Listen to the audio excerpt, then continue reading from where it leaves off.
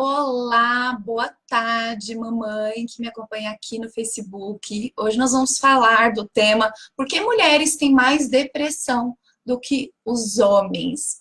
Para você que ficar comigo até o final da live, vou compartilhar com você uma surpresa muito especial, tá? Então, me acompanha por aqui. Só no final do ano, de novembro a dezembro, eu atendi cerca de 3 mamães, né, que apresentavam ali depressão pós-parto. Uma delas já com criança na fase dos 3 ou 4 anos. Ela teve picos de depressão logo depois do nascimento da filha. E isso tinha ficado ainda mais frequente depois do crescimento profissional, da dedicação ao trabalho. E por isso que eu trouxe esse tema aqui, não é à toa que eu atendo, né, síndrome do pânico, depressão, crises de ansiedade, e eu tenho identificado, né, que as mamães apresentam, né, mais depressão recorrentes do que os papais. E eu fui pesquisar sobre isso, estudar mais sobre isso e entender por que as mulheres têm mais depressão e normalmente os homens apresentam mais quadros de ansiedade. Vocês já perguntaram sobre isso? Então, é sobre isso que nós vamos falar aqui, tá? Eu sou Isabela Cotian, sou psicóloga e coach de mães, e eu ajudo mães a trabalhar no seu autoconhecimento para terem mais saúde emocional, para conciliar maternidade, carreira e casamento, tá?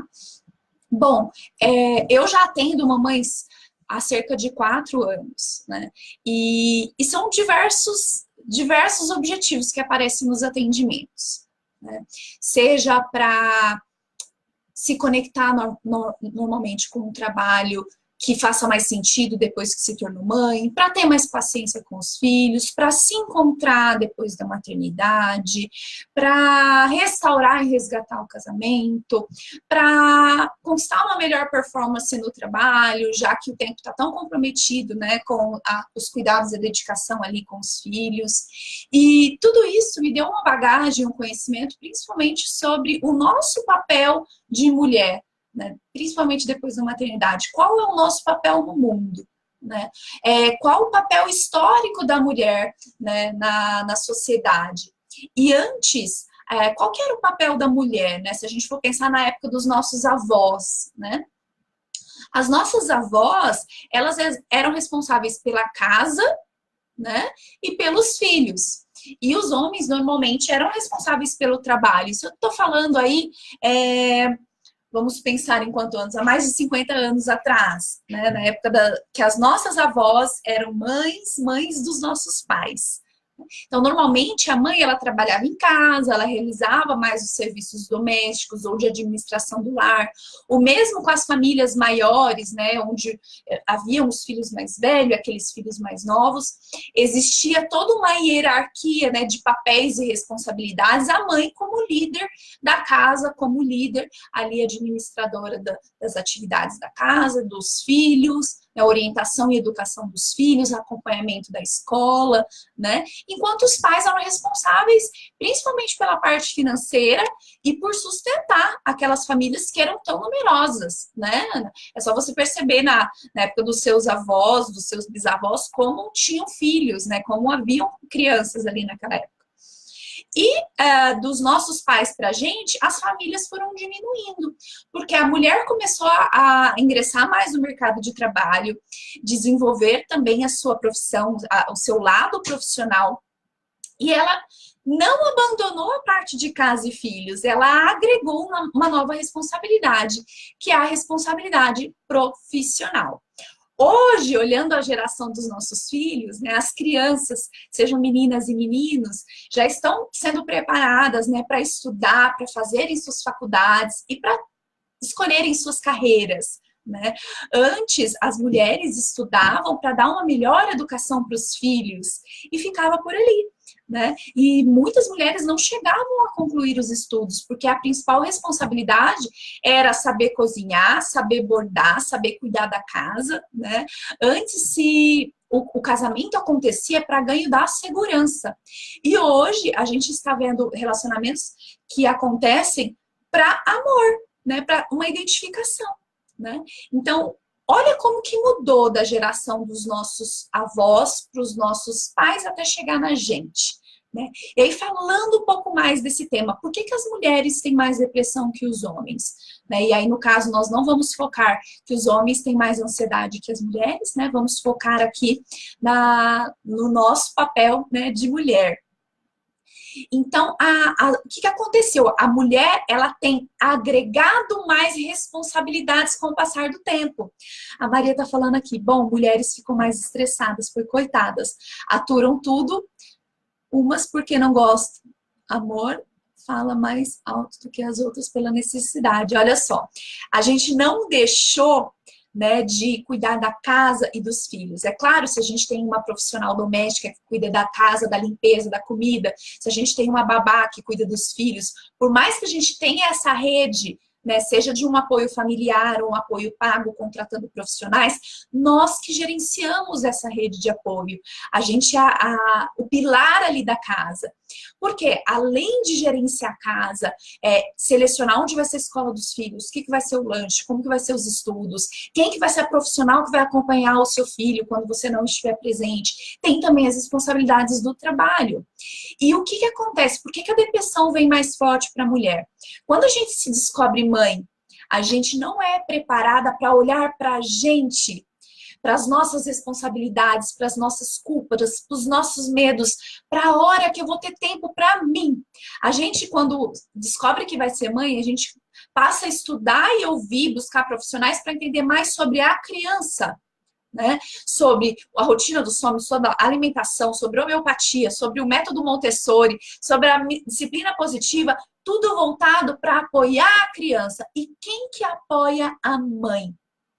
Com tantas responsabilidades, com um peso e uma carga mental tão grande, com preocupações, com um ritmo alucinado de coisas para fazer, a mãe acaba se esquecendo dela, ou se questionando se ela é boa o suficiente, se ela vai dar conta, se ela é o bastante. E é nesse questionamento, se ela vai dar conta, que aparecem os quadros depressivos, ou até mesmo pensamentos suicidas, né, de mães que às vezes pensam e que não vão dar conta de cuidar do filho pelo trabalho que dá, muitas vezes ficam sem dormir por conta do período da amamentação, sobre não ter alguém para olhar e cuidar dela, né, no período da maternidade, porque no fundo a gente tem as informações necessárias, os profissionais e o acesso a profissionais para olhar para a criança, mas a gente quer estar bem para conseguir olhar para o nosso filho, cuidar do nosso filho, amar o nosso filho. E para que isso aconteça, primeiro a gente tem que olhar para a gente. Primeiro a gente precisa se organizar, a gente precisa se conhecer.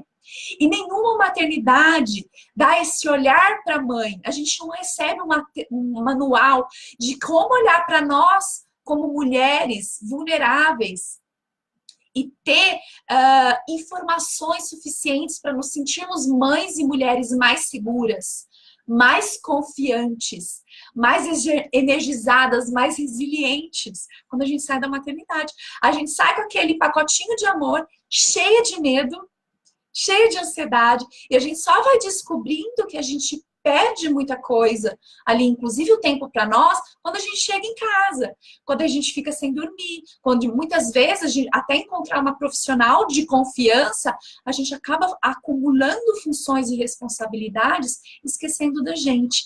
É aí que se instala o quadro de depressão pós-parto, ou que se acentua uma depressão que já existia até mesmo antes da criança nascer. E aí, por que a comparação com os homens, né, nesse quadro em específico? O homem terminou o período de licença paternidade, né, que são cerca de uma semana, eles voltam a trabalhar. Eles têm horário de almoço, eles conversam com outras pessoas, eles voltam a praticar exercício físico. Eles têm o personal, eles têm o horário da academia, eles têm o horário de almoço, eles têm contato social com outras pessoas, eles voltam para a realidade de antes. A mulher não. A mulher precisa ficar 40 dias, né, em quarentena, em resguardo, tanto da vida sexual como da prática de atividade física. A mulher precisa de evitar, nos primeiros momentos, o contato social por conta do risco de doenças e de contaminações para a criança. Ela tem que ficar num resguardo físico, emocional, por conta de uma cirurgia cesariana, ou até dessa recuperação do pós-parto, seja num parto normal, num parto humanizado, que nós ficamos para nos reencontrar ali com o nosso corpo, a fim de querer se mostrar, né, bem, com a autoestima elevada depois do primeiro filho, principalmente. A mulher passa a se redescobrir, isso demora um tempo. E nesse quadro, muitas mulheres se perdem. E aí aparecem a depressão pós-parto, aparecem síndromes ou traumas significativos na vida da mulher. É nesse momento que a mulher passa a olhar para ela, ou passa a sinalizar, eu estou precisando de ajuda. Então, as mulheres passam por essa metamorfose com a maternidade. Né? E por isso que a gente vê tantos casos, seja baby blues, seja depressão pós-parto, né? Por conta desse isolamento, dessa dificuldade, desse questionamento. Eu sou boa o suficiente? Eu vou dar conta? Será mesmo que eu sou uma mãe boa? Será que o que eu sei é suficiente? Será que o que eu estou fazendo está certo? E nessa luta de querer fazer o nosso melhor, de também estar insegura do que é melhor, a gente acaba se perdendo. Né? E aí é onde se instala quadros de tristezas, de pensamentos de tristeza, quadros de estresse, né? Que podem se instalar ou não na depressão. E a Maria está falando aqui, vou explicar melhor. As mulheres têm que estabelecer regras e prioridades. É esse o ponto. O que eu percebi atendendo mães, principalmente com quadros de depressão e síndrome do pânico, né, após a maternidade, que precisa ter um olhar para dentro. Essa mulher precisa olhar para ela, precisa de um tempo para ela. Né? E quando eu desenvolvi o curso Mulher com Tempo, um dos primeiros módulos eu falo do ritual da manhã, independente de como foi sua noite, se você já tem uma babá, se você está procurando uma babá, independente se a sua mãe está aí com você te apoiando, se você tem uma amiga, uma irmã, né, uma profissional que vai te apoiar, você precisa ter um tempo para você. Um tempo que você não é profissional, um tempo que você não é mãe, um tempo que você não é amiga, um tempo que você é apenas você. E você se pergunta, como é que eu estou hoje? O que me faz feliz? Um tempo que você fica em silêncio com você mesma e se conecta com o que você precisa. É a sua hora de tomar seu chá? É a sua hora de meditar? É a sua hora da leitura? É a sua hora de receber uma massagem gostosa? É a sua hora de dormir tranquilamente, né, sem interrupções? O que é necessário para recarregar a sua energia para você poder ser a mãe que você quer ser? Para você se tornar a mulher que você escolheu. Eu acredito que é possível, com organização e com rotina, nós administrarmos maternidade, carreira e casamento. Eu acredito que é possível, com organização e rotina, estruturarmos nossas prioridades, incluindo um tempo de dedicação para nós mesmas. E acredito que esse é o maior segredo para retomarmos o nosso equilíbrio emocional após a maternidade. Eu atendi uma mamãe agora, faz algumas semanas, que ela estava desesperada, com 3 filhos, morando em outro país, se questionando, que hora que eu vou conseguir, né, ser eu de novo?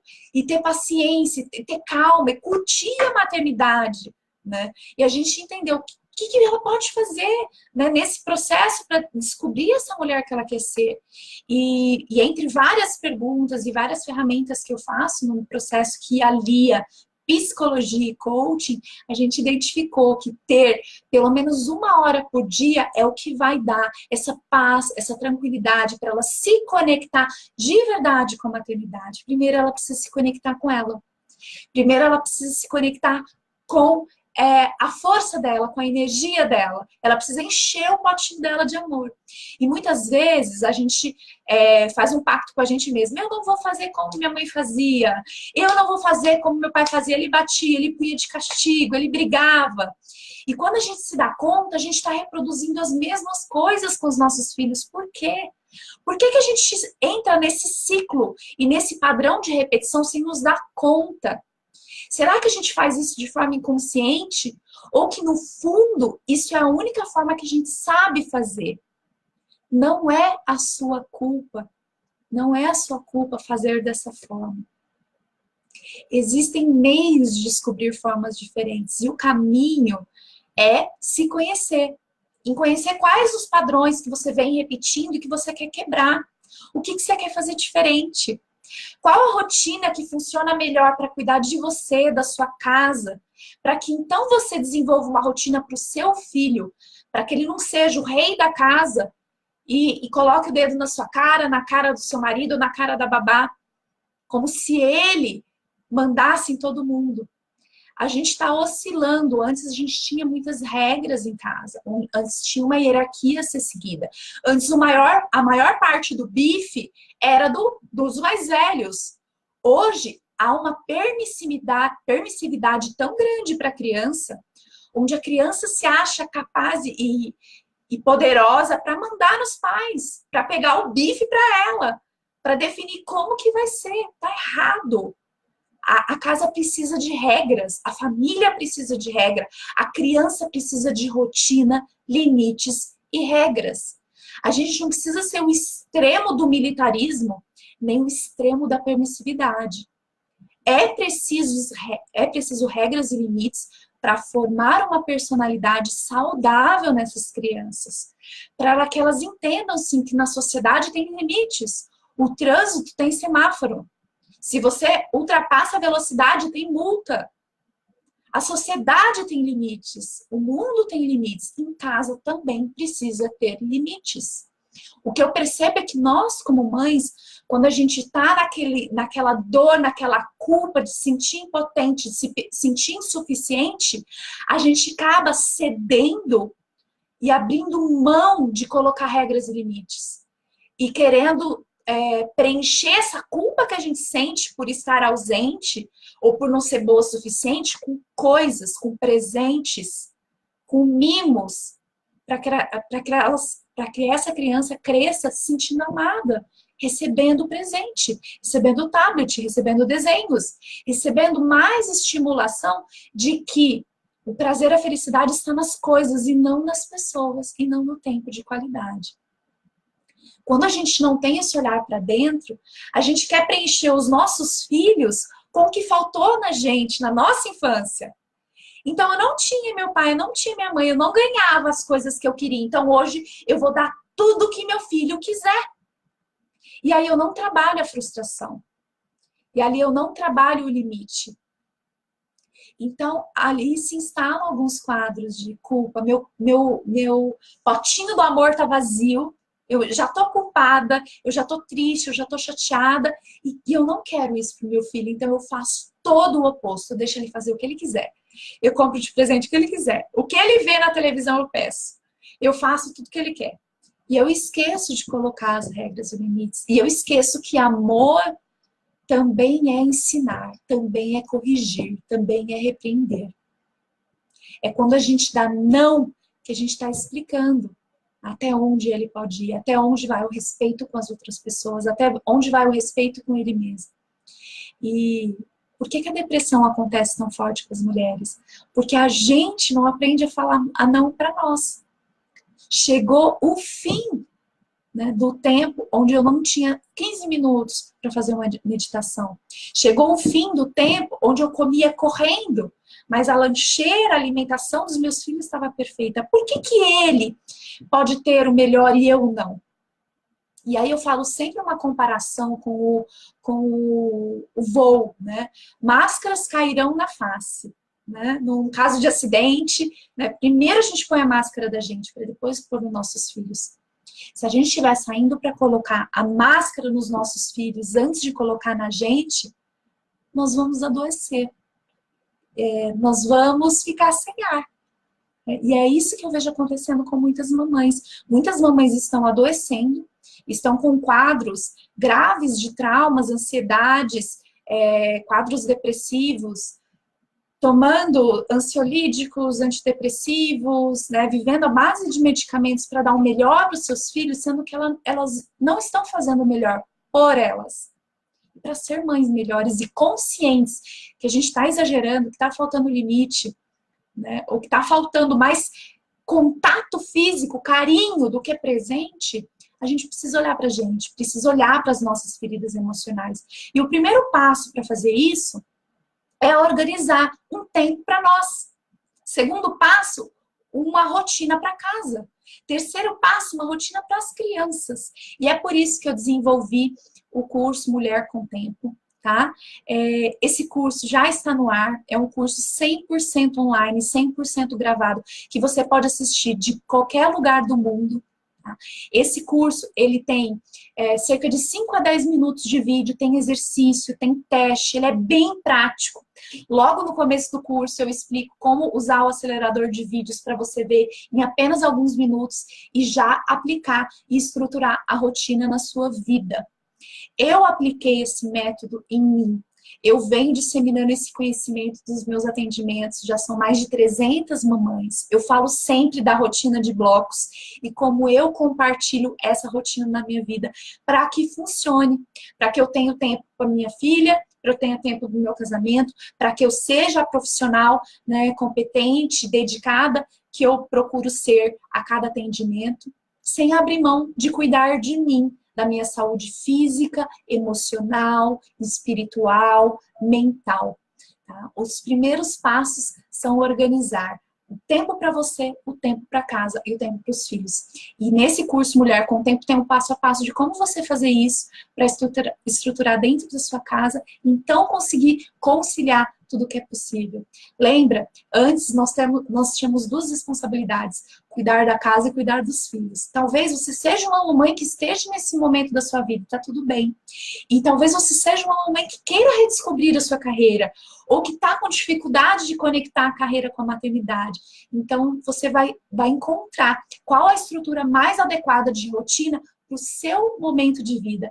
Primeiro, conhecendo você. Né, um dos primeiros módulos é autoconhecimento.